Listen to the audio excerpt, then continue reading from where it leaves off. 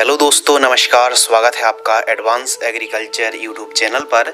दोस्तों, आज की इस वीडियो के माध्यम से आपको बतलाने वाले हैं मक्का की उन्नत सफल वैज्ञानिक खेती की ए टू जेड संपूर्ण जानकारी। कॉर्न फार्मिंग, मक्का की खेती देखिए 3 सीजन पर की जाती है। तो कैसे मक्का की खेती कौन से सीजन पर करें, कौन सी वैरायटी का सिलेक्शन करें, कौन सी बीमारी आती है उनका प्रबंधन और कैसे खेत की तैयारी करना है। 1 एकड़ में यदि आप मक्का की खेती करते हैं तो दोस्तों कितनी लागत लगेगी, कितना आप प्रॉफिट अर्न कर सकते हैं, टोटल कितने दिन की यह लाइफ साइकिल है।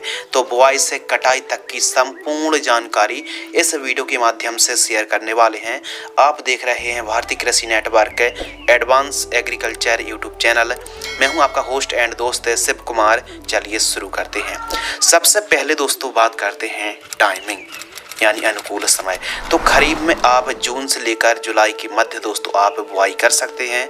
रबी सीजन पर आप अक्टूबर से लेकर नवंबर और जायद सीजन पर फरवरी से लेकर मार्च के मध्य आप मक्का की खेती कर सकते हैं।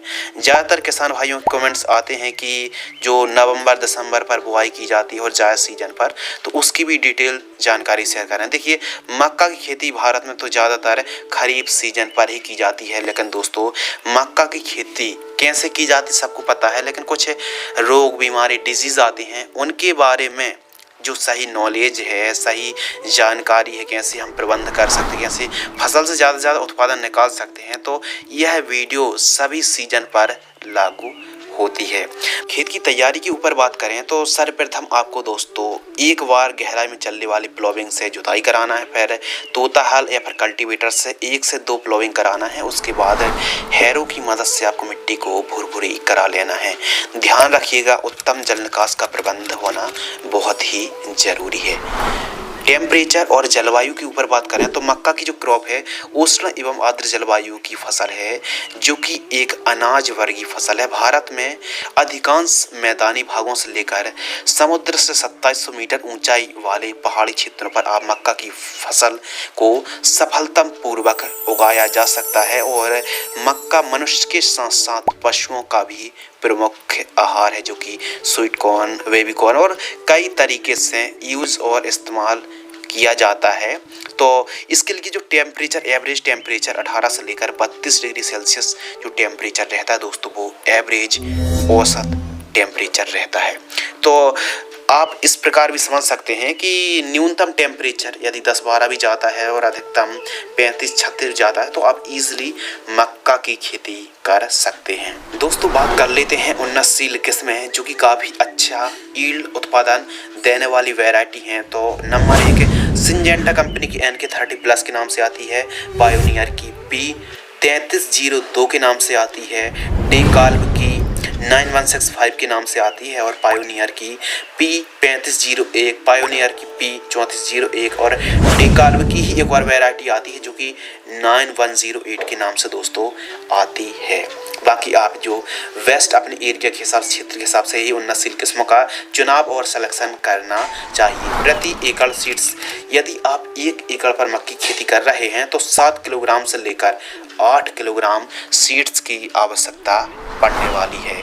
यह डिस्टेंस पर भी काफ़ी ज़्यादा डिपेंड करता है। यदि डिस्टेंस को आप कम और ज़्यादा करते हैं तो सीड्स की रिक्वायरमेंट क्वांटिटी कम और ज़्यादा भी हो सकती है। एक एवरेज औसत 7 से 8 किलोग्राम सीड्स की आवश्यकता पड़ने वाली है। बीज उपचार के ऊपर दोस्तों बात करते हैं। बीज उपचार करने से जर्मिनेशन, अंकुरण काफ़ी अच्छा होता है और जड़ संबंधित जो भी बीमारी आती हैं उनसे काफ़ी प्रोटेक्शन मिलता है। बीज उपचार करने के लिए आप 1 किलोग्राम बीजों को VASF कंपनी की झेलोरा फंगिसाइड से जो कि 1 किलोग्राम बीज लेना है और 2 ml से लेकर 3 ml के मध्य आपको ठीक तरीके से मतलब क्वांटिटी के हिसाब से बीज उपचार करना चाहिए।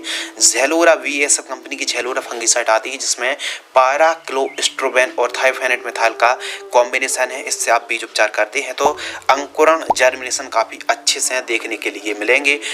बीज उपचार करने के बाद 40 मिनट तक छांव में सुखाना है। उसके बाद आपको सोइंग यानी बुआई कर देना है। बुआई के समय खाद के ऊपर बात करते हैं यानी वेसल डोज। तो बहुत ज़्यादा ज़रूरी होता है यदि आप मक्के की खेती कर रहे हैं। तो जो आप प्रारंभिक स्टार्टिंग की जो प्राइमरी न्यूट्रिएंट होते हैं, जब बुआई के समय जो आप खाद देते हैं काफ़ी ज़्यादा इम्पोर्टेंट होती है। तो बुआई के समय SSP single super phosphate powder form वाली 100 kg, DAP di ammonium phosphate 1840 50 kg के साथ साथ MOP म्यूरेट ऑफ पोटास 60% वाली आपको लेना है 30 kg, फिप्रोनिल 0.3%, रीजेंट दानेदार कीटनाशक 5 किलोग्राम आपको लेना है, जिससे दीमक की यदि समस्या बनती है तो रीजेंट दानेदार का भी प्रयोग दोस्तों आप कर सकते हैं। इन सभी को मिक्स करके प्रति एकड़ की दर से जब आप बुआई कर रहे हो तो उस समय आपको प्रयोग करना है, और जानकारी आपको प्रति एकड़ की दर से शेयर कर रहे हैं। और एक एकड़ में 43,560 स्क्वायर फीट होते हैं। सोइंग एंड प्लांट डिस्टेंस के ऊपर बात करते हैं कि किस प्रकार आपको बुआई करनी है। तो बुआई की अलग अलग विधियां हैं,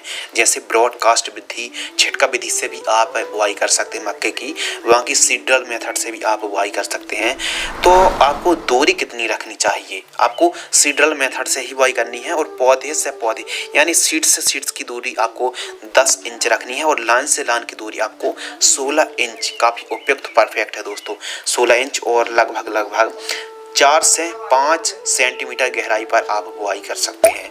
सिंचाई के ऊपर बात करते हैं, इरिगेशन के ऊपर बात करते हैं, तो जायद में 10 से 12 दिनों के अंतराल पर सिंचाई करना चाहिए। खरीफ सीजन पर यदि बरसात नहीं हो रही है तो स्प्रिंकलर से आप सिंचाई कर सकते हैं। फ्लैट इरिगेशन से 15-15 दिनों के अंतराल पर आपको सिंचाई करनी चाहिए। खरपतवार नियंत्रण के ऊपर बात करते हैं, वीड कंट्रोल, तो सबसे बेस्ट ऑप्शन है निराई गुड़ाई। लेकिन यदि 30 दिन के आसपास की फसल हो गई है बुआई से और खरपतवार उग चुके हैं, 3 से 4 पत्ती के दिख रहे हैं, तो बायर कंपनी की लोडेस खरपतवार नाशक को आपको 100 से लेकर 120 ml आपको 200 लीटर पानी में घोल करके स्प्रे करना है। जब एक बार हम और रिपीट करते हैं कि मक्के की फसल जब लगभग 25 से 30 दिन की फसल होती है तो पहले सिंचाई करनी है, 100 से 120 ml लोडेस हार्बिसाइड को स्प्रे करना है 200 लीटर पानी घोल करके प्रति एकड़ की दर से। इससे खरपतवार मुक्त फसल हो जाएगी, चौड़ी और सकड़ी पत्ती खरपतवार कंट्रोल हो जाएंगे। बाकी आप निराई गुड़ाई भी करा सकते हैं।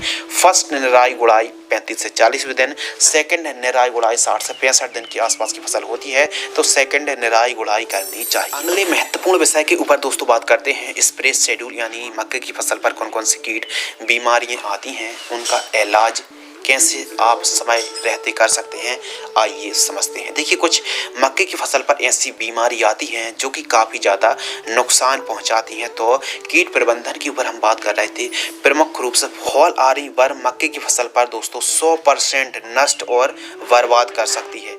इसके अलावा DBM का प्रकोप देखने के लिए मिलता है, तना छेदक, व्हाइट ग्राब, डाउनी मिल्ड्यू है, पत्ती झुलसा है, तना सड़न, लीफ स्पॉट और रस्ट जैसी समस्या आती है। लेकिन सबसे गंभीर रेयर जो समस्या है वो है फॉल आर्मी वर्म, जो कि आप फोटो पर देख रहे हैं, जो कि हमारी फसल को 100% चौपट कर सकती है। इसके अलावा DBM है, गुलाबी तना छेदक है, व्हाइट ग्राब, डाउनी मिल्ड्यू, पत्ती का जो झुलसा होता है। इसके अलावा तना सड़न, लीफ स्पॉट और रस्ट जैसी समस्या आती है। फॉल आर्मी वर्म काफ़ी नुकसान पहुंचाती है। तो जो फर्स्ट स्प्रे है दोस्तों 25 से 30 दिन की फसल होती है तो NPK 19-19-19 100 ग्राम, अदामा इंडिया कंपनी की 12 जाइड 40 ml, M45 फंगिसाइड 40 ग्राम, इन तीनों को मिक्स करना है। 15 लीटर पानी में घोल करके स्टिकर चिप को मिलाकर स्प्रे आपको करना चाहिए। सेकंड स्प्रे 40 से 50 दिन की फसल होती है दोस्तों तो डाव एग्रोसाइंस की डेलीगेट इंसेक्टिसाइड 15 से लेकर 20 ml,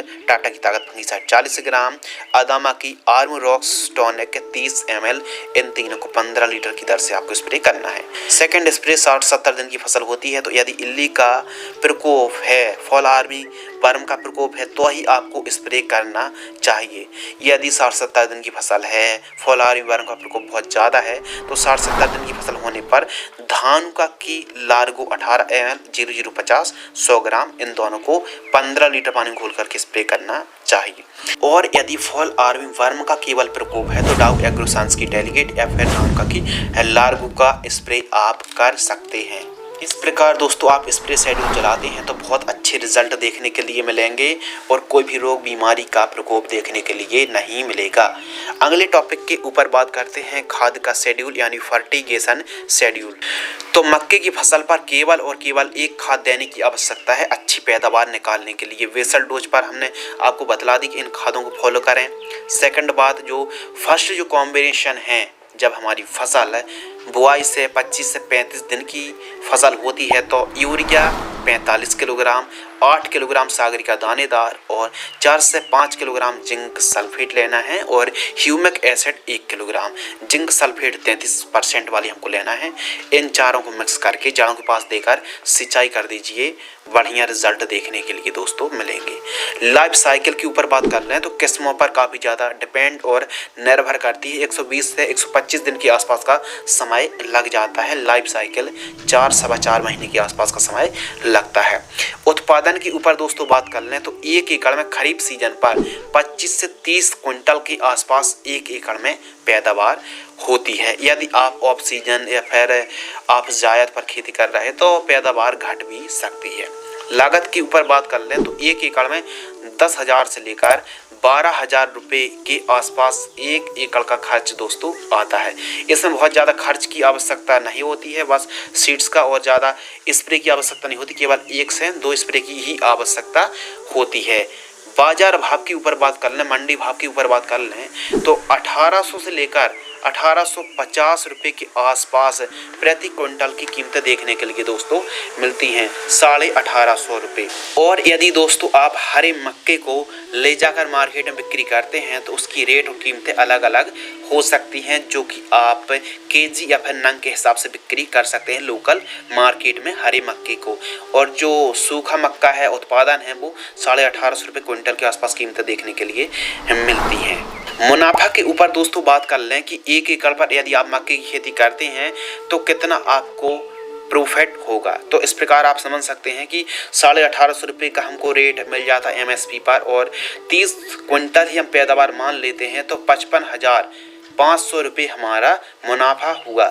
मुनाफा में से लागत को घटा देंगे, मुनाफा हुआ 55,500, लागत लगी 10,000 रुपये, तो हमारा नेट प्रॉफिट आ गया दोस्तों 45,500 रुपये हमारा नेट प्रॉफिट आ गया।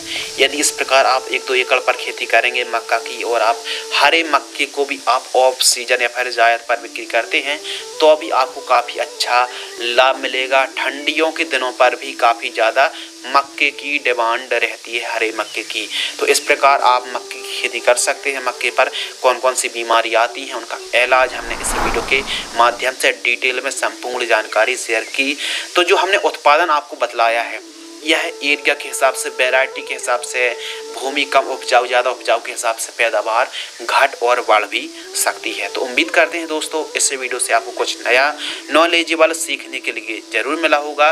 वीडियो को आपने अंत तक पूरा वॉच किया, वीडियो को अंत तक देखने के लिए आपका दिल से बहुत बहुत शुक्रिया, धन्यवाद।